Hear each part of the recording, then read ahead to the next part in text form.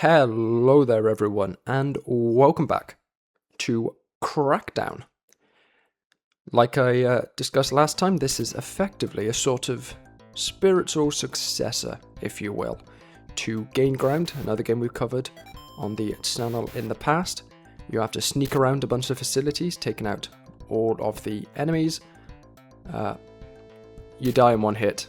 It's basically a sort of early action strategy sort of thing, is the way I like to describe it.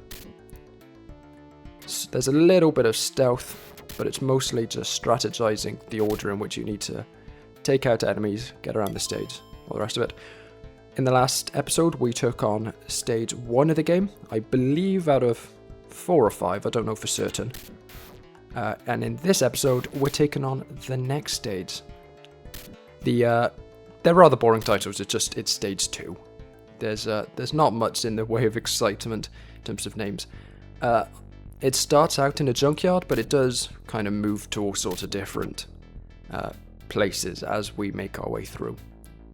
I've done a fair amount of practice as I've gone through, but I am going to go and list a couple of places where I recommend you just quick save, because there are some places where the game just isn't the best, and this is actually one of those places. Go and quick save here is my recommendation, because to get to the end of the stage you need to cross over these platforms, and the hitboxes are atrocious trying to cross over them. So quick save before you step foot on them, and then be very cautious as you're making your way across. Even once you get to the end of it, don't assume that you're in the safe yet, because you're probably not. Once you've done that though, you can just sneak through and exit the level. It does appear that each stage has 4 acts, because this is the same as the last one in that regard.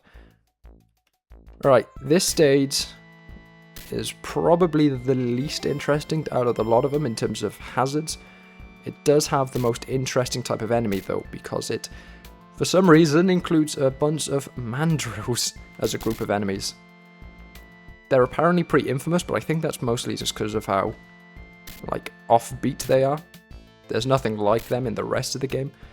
In terms of actually dealing with them, they're pretty easy. They just kind of go diagonally instead of the usual forward and back, which I think is what throws people off, maybe. But they're not that hard to deal with. The real danger in this stage is the Tataken enemies, because they can block your attacks. But after that, it's a pretty simple stage. You might think that I'm using a lot of my heavy weapon. You might assume that this is the sort of game where you need to conserve such ammo. Not really. I'll be honest, I think they did intend for ammo management to be a part of the game, but when you're playing it, it's really not. You can use so many missiles, so many bullets, and they give you such generous refills so commonly that you really don't need to worry. Like here, I'm getting a ton of it. This stage, pretty interesting. You have all of these pits, all of the cracks you see on the ground will fall away to reveal pits that these Joker enemies can step foot out of. They're not really much of a threat, to be honest. The real threat are the flamethrower enemies that we've seen a couple of times before. Their attack range is just obscene, so it can be a bit of a nightmare trying to get through while dealing with them. But the Jokers themselves are the kind of the main attraction, the unique enemy for this stage, and they're no threat at all. Don't worry about them. Oh, I forget the edge of the stage is also a death plane. I recommend dealing with the flamethrower enemies while you're on the other side of the pit and they can't hit you.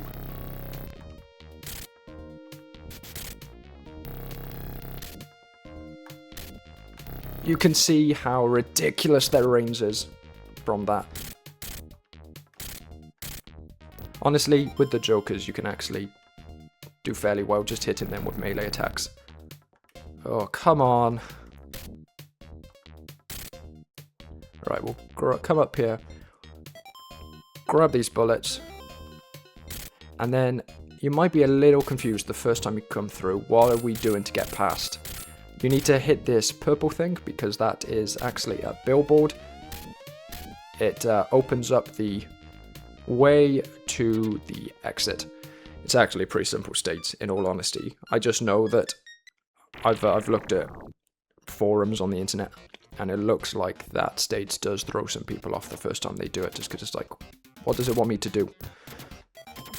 This stage is not too bad, as much as we died almost immediately. There's a tough section at the end that you're going to want to quick save on. Don't worry about, you know, like running out of continues. This game is surprisingly generous for a Sega Genesis game with extra lives and continues. You can get a load of them pretty easily. So, as long as you're not dying constantly in the first few levels, you can actually get away to an extent with just damage boosting through the rest of the game. You know, obviously I wouldn't recommend it, but you can get away with it if you really are struggling. Yeah, this maze section can get a little bit annoying with trying to hit enemies. It's generally not too bad. These wall cutters are more dangerous than they seem because they can actually attack you from the other side of a wall. So they can be pretty tough in that regard. I do recommend coming up this way so you can go and grab those extra missiles. You'll just be using one as you come down here to take out the enemy that's... Okay, the route I was taking beforehand, yeah, spawned one of those wall cutters as I exited. So I took that extra detour to try and get out of the way of it. But clearly, that time, it didn't feel like spawning in. Yeah, be careful if there's wall cut on the other side of the wall.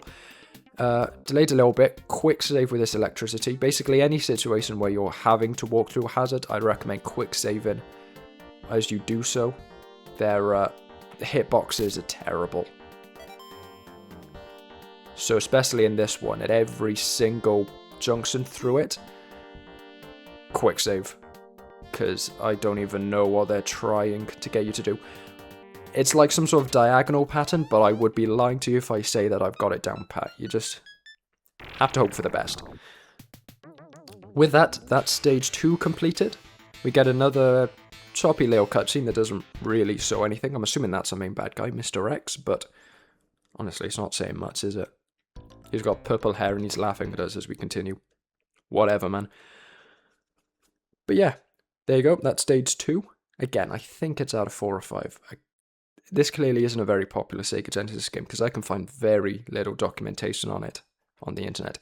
Even going on to Sega Retro, where usually you can find like full lists of dungeons and enemies and stuff, or even like the Genesis JRPGs. There's just nothing on this one. Nothing at all. So yeah, I'm thinking 4 or 5. But anyway, thank you all for watching. I hope you enjoyed the video. Tune in next time, but for now, adios and ciao.